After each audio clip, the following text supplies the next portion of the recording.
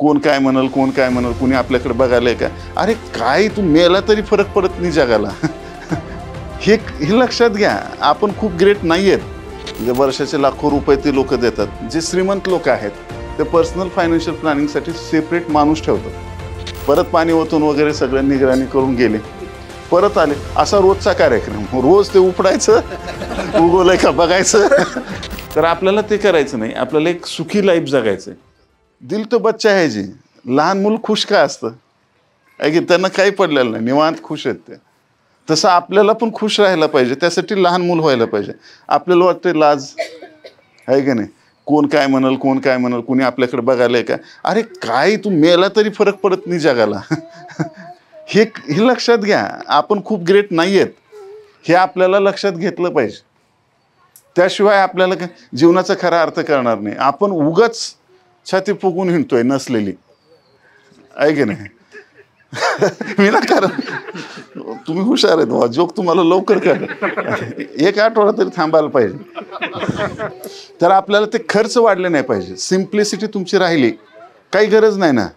बरोबर आहे. तुम्ही किती भारी बूट घातलाय का चप्पल घातलाय, काय फरक पडतो? काय फरक काय पडतो? हा, तुम्हाला काय आवडतं ते करा, आहे का नाही. याचा अर्थ मला बस 5 करोडची कार आवडते का? रोज त्या कारमध्ये जन्मलाय तू, कधी बसलेला पण नाही, पण आवडते. हे मिथ्या आहे, इल्युजन आहे. कोणाचं तरी काहीतरी बघून आपल्या डोक्यात आलेलं आहे. तर आपल्याला हे काढून टाकायचं आहे. त्यामुळं आपण फायनान्शियल फ्रीडममध्ये जाऊ शकत नाही. गुंतवणूक टाळतो आपण. जसं मग बघितलं अगेन, झोमॅटोवर 1000 रुपयाची ऑर्डर लगेच खाटशिरी मारतो आपण. पण कुणी जर सांगत असेल, ऐका नाही, तुषार सर आले, अरे दादा SIP कर, ऐका नाही, तुला आता कळणार नाही 500 कुठे गेले.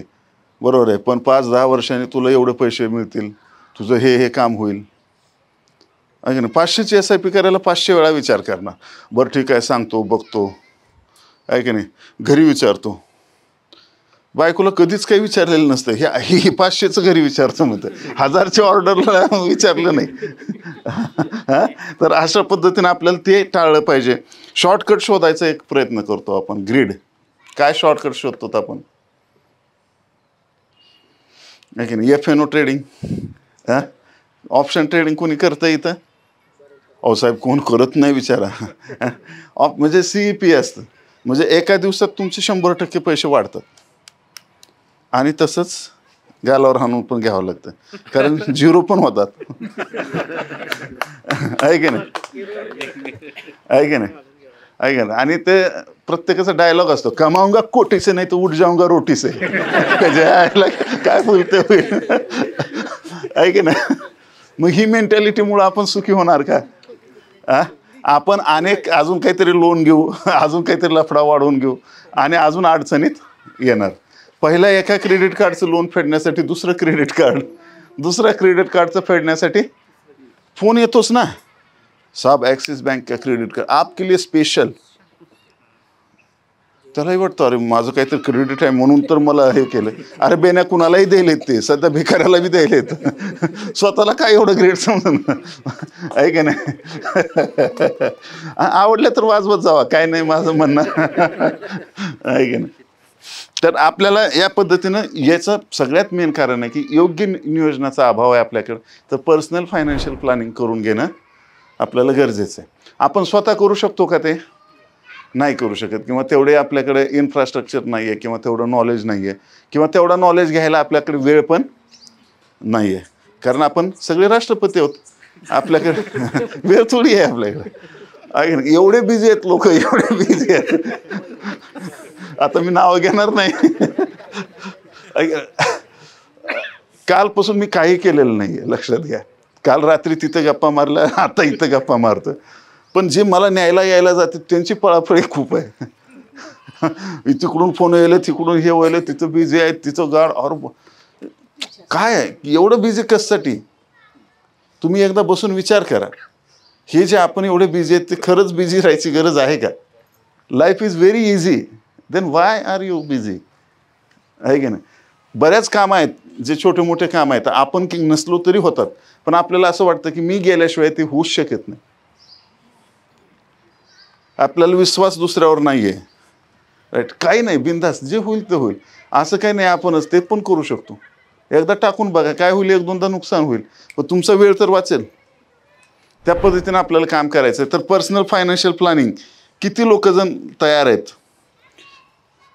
करून घ्यायला? 25,000 फीस आहे. हो का, हात कमी झाले. काय नंतर फारसे लोक आहे. 90% हात वर झालते, 60% खाली जापशील. आपण गाडी चालवतो, बरोबर आहे. एखादा, आता मी ह्या नवीन ठिकाणी आलोय, तर मला एका इथं यायचंय, समजा ह्या लॉनला यायचंय किंवा ह्या गार्डनमध्ये यायचंय. गुगल मॅप नसेल तर येऊ शकेन का मी? बरोबर आहे, ऐका ना, विचारत येऊ शकतो, बरोबर आहे. पण त्यात आपलं काय जाईल? वेळ जाईल, एनर्जी जाईल, ऐका नाही, आपली हुशारी जाईल. पण गुगल मॅप लावला, टच केला, आपोआप आपण विदाऊट विचारणं, विदाऊट टेन्शन लगेच पोचतो, बरोबर आहे. तसंच पर्सनल फायनान्शियल प्लॅनिंगमध्ये पण तुम्ही असं विचारत शिकत काही वर्ष घालवून, ऐका नाही, थोडं लॉस आहे ते करून शिकू शकता. नाहीतर मग एखाद्या एक्सपर्टची मदत घेऊन तुम्ही ते करून घेऊ शकता. अमेरिकेत ह्याची फीस 20,000 ते 25,000 महिना आहे.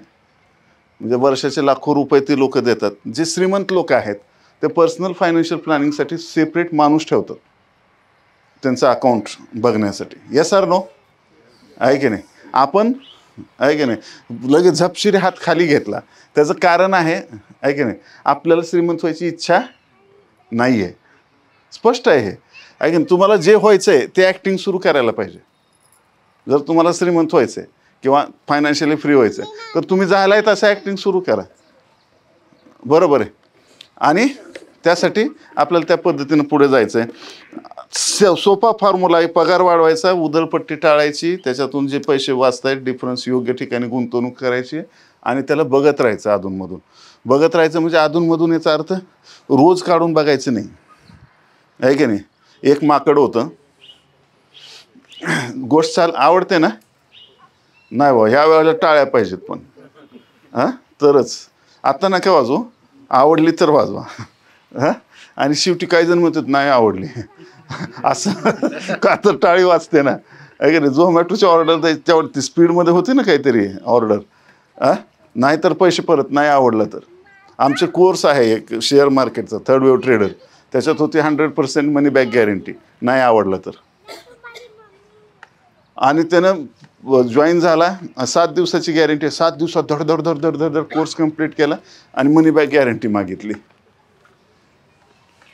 बरोबर. मग माझ्याकडे ती रिक्वेस्ट आली, मी सही करायच्या आधी बघितलं एकदा, मी म्हणलं 100% कंप्लीट केलंय. हा, मला सांगा, जर आवडलं नसेल एखादी गोष्ट 100% करतो का आपण? मग त्यांना कॉल केल्यावर लक्षात आलं, सर माझी पैशाची अडचण होती म्हणून असं केलं, आहे की नाही. तर हा पार्ट वेगळा आहे, जोक पार्ट. पण सगळ्यात महत्त्वाचं असं म्हणू नका, टाळ्या वाजवू वाटल्या तर नक्की वाजवा, बरोबर. एक माकड असतं आणि त्या माकडाला आंबे खूप आवडतात खायला, आणि त्याचे 2-4 दोस्त पण असतात, बरोबर. आणि आंब्याची एक बाग असते, तिथं एक असा काळा कुठं दांडू घेऊन एक माणूस बसलेला असतो. तो इकडे तिकडे जायची वाट बघून ते मध्ये घुसून आंबे खायची त्यांची सवय होते. पण ते कुठून बी येऊन त्यांना पकडायचा आणि खाल्लेले आंबे पूर्ण सुतासहित वसूल करायचा. मग त्या 4-5 माकडांनी ठरवलं, बस झालं, आपल्याला बी काही इज्जत आहे का नाही, आहे की नाही. त्यांनी ठरवलं की आपण पण बाग तयार करायची आंब्याची, राईट. आणि मग 4-5 जण होते, प्रत्येकाने एक आंब्याची कोय आणली आणि ते माणूस कसा लावतो त्यांनी बघितलं होतं, ते लावली, आहे की नाही. आणि वरून पाणी घातलं, गेले निघून. परत दुसऱ्या दिवशी आले, आहे की नाही, वरून काही दिसणं गेलं, ते उकरून बघितलं उगवलंय का नाही, नव्हतं उगवलं. पुन्हा मध्ये ठेवलं, पुन्हा पाणी ओतलं, परत पाणी ओतून वगैरे सगळं निगराणी करून गेले. परत आले. असा रोजचा कार्यक्रम, रोज ते उपडायचं, उगवलंय का बघायचं, नाही उगवलं ठेवून द्यायचं आणि पुन्हा म्हणायचं साला हे माणसं फ्रॉड आहे, आंबाच फ्रॉड आहे, आहे की नाही. तसं शेअर मार्केटचं सुद्धा आहे. आहे की नाही. रोज लॉग इन करायची, बघायचं काय होईल. आता आपण असतो हुशार, डू एनिथिंग सिंड्रोम आहे आपल्याला, म्हणजे काहीतरी करायचा कुठं ना. आपण असं बसू शकत नाही, आहे की नाही. आता मी बोलतोय थोडंफार बरं बोलतोय म्हणून ठीक आहे, नाहीतर मोबाईल काढून सुरू झाला असतं व्हॉट्सअप हे ते, कुणाचा काहीच मेसेज आलेला नाही तरी पण कुत्रं खात नाही आहे त्याला, पण तरी ते मोबाईल काढून काहीतरी मग रील बघत बसणार. आहे की. तर मग असं हे माकडकुई आपल्याला करायची नाही. आपल्याला एकदा आपण इन्व्हेस्ट केली त्याला बघायचं, रोज उपडून बघायची गरज नाही. इक्विटीमध्ये आपल्याला किमान 5 वर्ष इन्व्हेस्टेड राहावं लागतं, मिनिमम 5 वर्ष ते 20-30 जी काही तुम्हाला राहायचं आहे, तर तुम्हाला चांगले रिटर्न्स त्याच्यामध्ये दिसतात. जसं आपण आता एक प्रयोग पण करून बघितला सरांसोबत की बाबा टाईम इज इम्पॉर्टंट. पैसे तुम्ही किती देताय त्याच्यापेक्षा टाईम पण महत्त्वाचा आहे. त्याला वेळ किती देताय त्या पैशाला तुमच्यासाठी काम करण्यासाठी, तो आपल्याला वेळ द्यायचा आहे.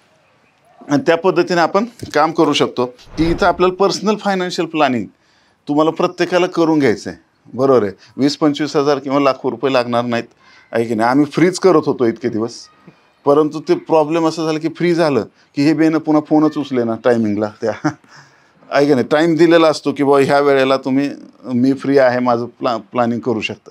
म्हणजे गरज काय झाली असं झालं, त्यामुळे आम्ही त्याला 999 रुपये फीस ठेवली आहे. चालेल ना. किती जण तयार आहेत आता हात वर करा. 999 तरी हातात कमीच आहेत मगापेक्षा. बरं जाऊ द्या. 800 रुपये किती जण तयार आहेत. 801 वार. बरं 500 रुपयाला किती. बरं 250ला किती. आता बस झालं 250 फायनल. तुम्ही भरू किती पण शकता, पण ठीक आहे 250 आपण फायनल करून टाकू. आणि तुम्हाला कोणता योग्य वेळ आहे, ज्यावेळेस बॉसची किरकिर नाही आहे किंवा तुम्ही ऑफिसमध्ये आहेत, अर्धं लक्ष तिकडे जाते अर्धं इकडं, असं नको. तुमचं पूर्ण लक्ष पाहिजे. कारण पर्सनल फायनान्शियल प्लॅनिंगमध्ये पर्सनल हा शब्द खूप महत्त्वाचा आहे. कारण तुमचे पर्सनल काय प्रॉब्लेम आहेत हे त्यांना माहीत नाही आहे, तुम्हालाच माहीत आहे. त्यामुळे तुम्हाला ते सगळं इनकमिंग काय, आउटगोईंग काय, बजेटिंग काय, कसं काय करता येईल ह्याचं पूर्ण A to Z 30 पानी रिपोर्ट आहे. जसं आपण ब्लड टेस्ट करतो कुठेही आपण आजारी पडलो, किंवा तुम्ही आता डॉक्टर लोक आहेत, आहे का नाही. तुमच्यासमोर मी बोलणं म्हणजे सूर्याला काजव्यानं प्रकाश दाखवण्यासारखं आहे खरं तर, म्हणजे मान्य केले. ठीक आहे. आता हे जोक 2-3 आठवड्यांनी कळेल. एकानं तर मला कॉमेंट केलं होतं यूट्यूबवर, ह्यात काय जोक आहे म्हणून. आणि तो जोक तर एवढा डेंजर होता, आहे की नाही. तर तो जोक मी सांगत नाही तुम्हाला, कारण तुम्ही हुशार दिसताय, तुम्हाला इथंच कळेल ते. आणि मग प्रॉब्लेम नको क्रिएट व्हायला. पॉईंट्स भरपूर सांगितले सरांनी, पण मला पर्सनली मला जो आवडला, लक्षात राहिला, लक्षातच सगळेच आहे पण तो महत्त्वाचा वाटला मला माझ्यासाठी पर्सनली, की आपण आपलं लाईफस्टाईल अपग्रेड करण्याआधी 1 नाही 1000 वेळा विचार करा. कारण ते अपग्रेड केल्यानंतर त्याचे कन्सिक्वेन्सेस काय राहणार आहेत, त्याचे परिणाम पुढे जाऊन काय होणार आपल्या पर्सनल लाईफवर किंवा आपल्या फायनान्शियल स्टेटसवर, ते सगळ्यांनी काळजीपूर्वक लक्षात घ्यावं. ग्रेट. नमस्कार, मी डॉक्टर राकेश पाटील. आज आपली चावडी या निमित्ताने Shri Mahesh sir, professor Mahesh sir यांनी जे आपल्याला बहुमोल मार्गदर्शन केलेले आहे ते अतिशय खूप म्हणजे महत्त्वाचे आहे. आज संडे होता, म्हटलं नेमका काय प्रोग्राम आहे बघूया सर. म्हटलं मी पूर्ण डिटेल्स वाचली आणि मी अशा प्रोग्रामला जात असतो. ग्रेट. तर आजची सरांनी एक महत्त्वाचा मुद्दा मांडला की फायनान्शियल स्टेबिलिटी.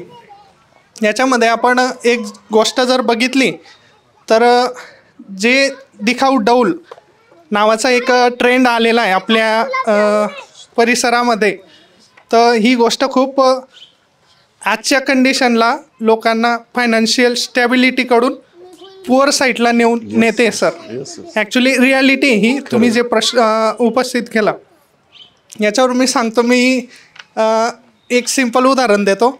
मी 2018मध्ये सॅमसंग A7 नावाचा मोबाईल घेतला होता.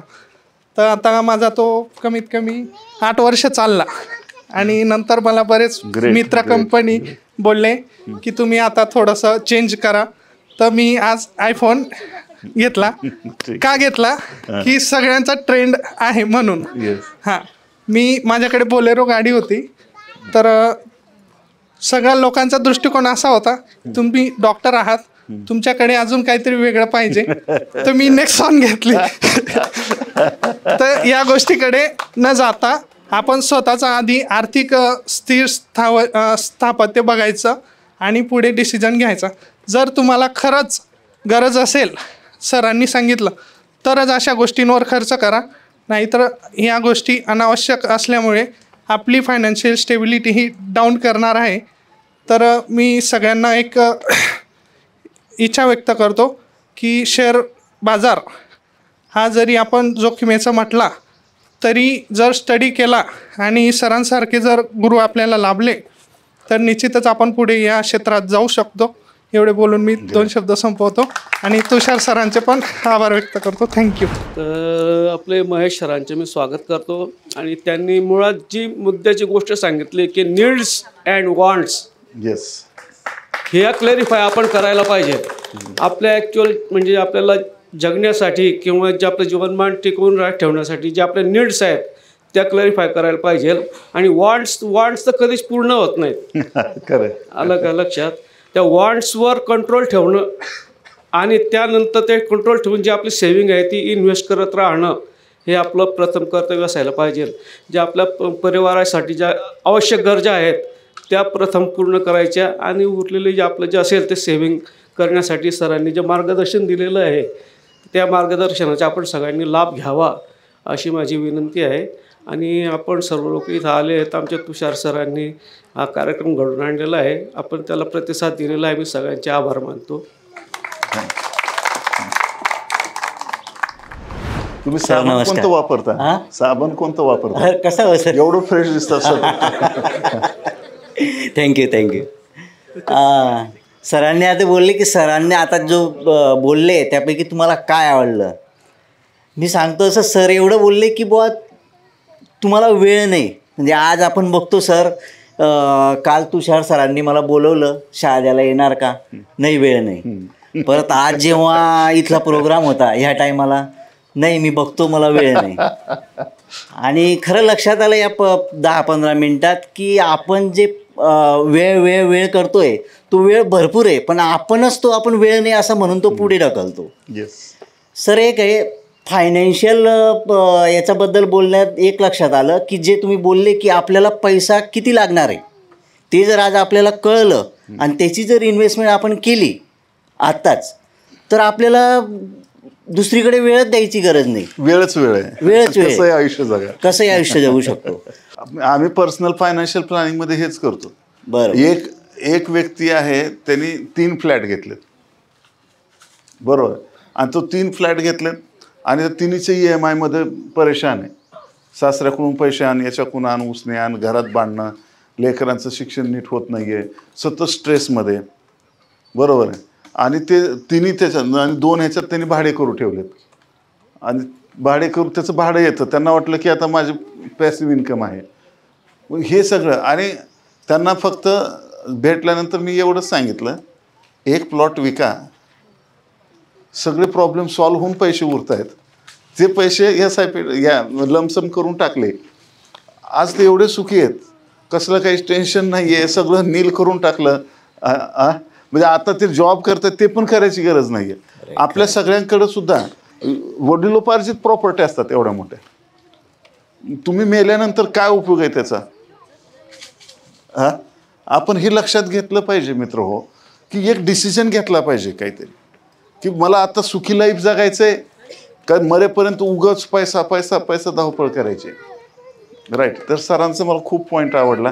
तर बिलकुल ऐका नाही, जर आपल्याला तेवढी ग्रोथ दिसत नसेल, राईट, कारण आता रिअल इस्टेटमध्ये जसं 20 वर्षापूर्वी आपल्या आईवडिलांनी, आजोबांनी किंवा वडिलांनी प्लॉट घेतले होते, त्याचे जसे प्रॉफिट तसे आता होणार नाहीत, त्या पट्टीमध्ये रिटर्न्स मिळणार नाहीत. हां, एखादा लोकेशनचा किंवा इतर इश्यू असेल तो सोडून द्या, पण जनरल प्लॉट रिअल इस्टेटमध्ये त्या पट्टीत ग्रोथ होणार नाही. ग्रोथ तर होणार आहे, पण त्या पट्टीमध्ये तुम्हाला ग्रोथ मिळणार नाही. त्याच्यापेक्षा चांगली ग्रोथ आपल्याला चांगल्या म्युच्युअल फंडमध्ये किंवा चांगल्या स्टॉक्समध्ये मिळू शकते. ह्याच्यात 2 प्रकार आहेत मित्र, की आपण चर्चात्मकच बोलणार आहे त्यामुळे काही विषय नाही. ऐका नाही, एक तर स्वतः शिकून तुम्ही स्वतः कसा स्टॉक निवडायचा ते शिकू शकता. त्यासाठी चार्ट कमांडो म्हणून ॲप आहे, राईट. त्याच्यावर जाऊन थर्ड वेव्ह ट्रेडर प्रोग्राम वगैरे आहेत ते काही फ्री आहेत, काही पेड आहेत. राईट. फ्रीमध्ये शिकू शकता, ॲडव्हान्स शिकायचं असेल तर पेड शिकू शकता. किंवा मग मला नाही वेळ बाबा शिकायचं नाही आहे, किंवा वेळ जरी असला तरी शिकायचं नाही, तर फंड मॅनेजर आहेत मोठे मोठे. राईट. हजारो लोक त्यांच्या हाताखाली आहेत, हजारो सॉफ्टवेअर्स त्यांच्याकडे आहेत, स्किल आहे. ते स्वतः निवडतात, आपला पैसा इन्व्हेस्ट करतात. आणि हे सगळं सेबी बघते, गव्हर्नमेंट बघतं हे सगळी बॉडी. ऐक ना, एम्फी थ्रू सेबी थ्रू हे सगळं काम होतं. सेबीचा पूर्ण वॉच असतो, कुणी इथं फसवाफसवी करू शकत नाही. बरं, ते पैसे आपण दुसऱ्याला द्यायलोत का SIP म्हणजे?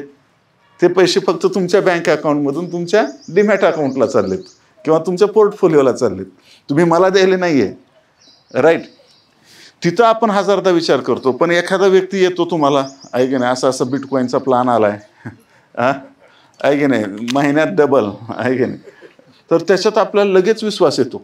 आणि फक्त आपण टाकत नाही तर परिसरातल्या सगळ्यांना घेऊन आपण जातो, ऐक नाही. मग ते सांगतात की तू टाकलं तर तुला पण मिळेल, आणि तू दुसरे 4 जोडले तर तुला फ्री आणखी एवढे टक्के मिळतील. मग ते दुसरे 4च्या ऐवजी 8 जोडतो, आणि ते काही महिने मिळतात, मिळत नाहीत असं नाही, काही महिने मिळतात, काही वर्ष पण मिळतात. आणि मग त्यांचं जे काही टार्गेट असेल ते कंप्लीट झालं की विषय स्वाहा. बरोबर आहे, फिनिश, खलास, खतम. तर आपल्याला ते करायचं नाही, आपल्याला एक सुखी लाईफ जगायचं आहे. काय पाहिजे? पुरेसा म्हणलंय मी, पुरेसा पैसा, पुरेसा वेळ, पुरेसं आरोग्य. पुरेसा म्हणजे पुरे असा, आहे की नाही? पण आपल्याला पुरे नको म्हणायची सवयच नाही. आंधे आंधे येऊ दे किती यायचं, पुरे असा. मग त्यासाठी कॅल्क्युलेशन करायचं, एवढ्यात मी सुखी राहू शकतो. एक्स्ट्रा आलेलं कधी पण घातक आहे, काही पण येऊ द्या. एक्स्ट्रा पैसे आले, समजा तुमचे 10,000 सॅलरी आहे, तुम्हाला 20,000 झाली, बरोबर आहे, काय होईल? तुम्ही लगेच बाहेर हॉटेलिंग सुरू होईल, रोज घरी जेवायचे, चांगलं आहे की नाही, सलाड बिलाड भाजीपाला सगळं स्वस्तातला आणून मस्त घरी भाकरी बनवून चांगलं खायचे, आहे की नाही. आता काय होईल? ते एक्स्ट्रा पैसे आले, हॉटेलमध्ये जाणार, लेट नाईट खाणार, आहे की नाही. आणि मग त्या पद्धतीनं ते रोग पण चालू झाले. पैसा म्हणजे पैसा, एक्स्ट्रा पैसा तुम्हाला घातक आहे. राईट. मग तुम्ही एवढं कमवून बसला ना, आम्हाला शिकवता हवंय, असं पण तुमच्या डोक्यात येऊ शकतं. बरोबर आहे. पण तो एक्स्ट्रा पैसा ज्याचं काय करायचं हे आपल्याला माहिती आहे, तो घातक नाही आहे. राईट. माझ्याकडे 1,000 करोड जरी अजून एक्स्ट्रा आले तरी मला माहिती आहे की मला काय करायचं आहे. कारण आमचे 4 पिलर आहेत, तन मन धन जन. राईट. अगोदर आपलं तन चांगलं असलं पाहिजे, मन चांगलं असलं पाहिजे, धन पण असलं पाहिजे, आणि त्याच्यानंतर जन म्हणजे लोकांसाठी काम आपण केलं पाहिजे. म्हणजे डायरेक्टली इनडायरेक्टली लोकांसाठी केलं पाहिजे, यासाठी की लोकांसाठी केलं की आपलं आपोआप होतं आहे. म्हणजे मी परोपकारी वगैरे आहे असलं काही गैरसमज करून घेऊ नका. राईट. ते लोकांसाठी केलं की आपलं आपोआप होतं. तर त्यासाठी बेस्ट ऑफ लक. तुम्ही स्ट्रिक्ट डिसिजन घ्या, काही फरक पडत नाही. बरोबर. आणि आपल्या आयुष्यापेक्षा, आपल्या वेळेपेक्षा काही महत्त्वाचं नाही. Best of luck. सर, बायकोचा फोन आला होता, तो कट करून एरोप्लेन मोडवर टाकून तुमचं ऐकतोय. खरंच चांगलं. पण हे बायकोला सांगू नका, तर मी अडकायचो. माझ्या खूप साऱ्या शुभेच्छा तुम्हाला. बराच वेळ घेतला तुमचा आणि तुम्ही पण दिलं त्याबद्दल तुमचे आभार व्यक्त करतो. आणि आपण इथं थांबूया. पण पर्सनल फायनान्शियल प्लॅनिंगच्या माध्यमातून आज हा निरोप नाही आहे, तर मी एक तुम्हाला रोप देऊन जातोय. ते रोप तुमच्या तनामनामध्ये लावा, आणि त्याचा PFP कॉल हे स्टार्ट आहे. पर्सनल फायनान्शियल प्लॅनिंग, तिथून आपले टचमध्ये, ज्याच्यासारखं व्हायचं आहे त्याच्या टचमध्ये राहायचा प्रयत्न करायचा. बरोबर. आपण कोणाच्या टचमध्ये राहतोय विचार करा, घरी जाऊन लिस्ट काढा, आहे की नाही. आणि ज्याच्या टचमध्ये राहतोय तो आपल्याला टचकावतोय का खरंच काही चांगलं करतोय ते विचार करा. आणि जे टचकावित असतील, निगेटिव्ह असतील, त्या लोकांना बाजूला आयुष्यातून काढा. तर नाहीतर तुम्ही भलं होऊ शकणार नाही, कारण ते सतत तुम्हाला टोचत राहतील, निगेटिव्हिटी पसरवत राहतील, आणि आपण त्याला उत्तर द्यायचं काही गरज नाही. ठीक आहे ना, मी वाईट वाटतो ना तुला, ठीक आहे, ओके ओके, काय अडचण काय आपल्याला, कोण काय विचार करता याचे. आपण आपल्या विचारावर कंट्रोल ठेवायचा. आणि आपले विचारसुद्धा घातक आहेत, कारण आपल्याला काहीही विचार येत राहतात. राईट. त्याच्यावर पण जास्त भरोसा ठेवायचा नाही, आहे की नाही. तर त्यामुळे मेडिटेशन करा, प्राणायाम करा, हे सगळं तुम्हाला त्या पर्सनल फायनान्शियल प्लॅनिंग नंतर आपोआप कळेल. फॉलोअप करा. चार्ट कमांडो म्हणून यूट्यूबला आहे, मी ते व्हिडिओ फ्री असतात सगळे, राईट. फ्री का पेडचं लय टेन्शन असतं आपल्याला, तर त्याला क्लिक करून तुम्ही बघत राहा, म्हणजे आपण टचमध्ये राहू एकमेकाच्या. Thank you, thanks a lot.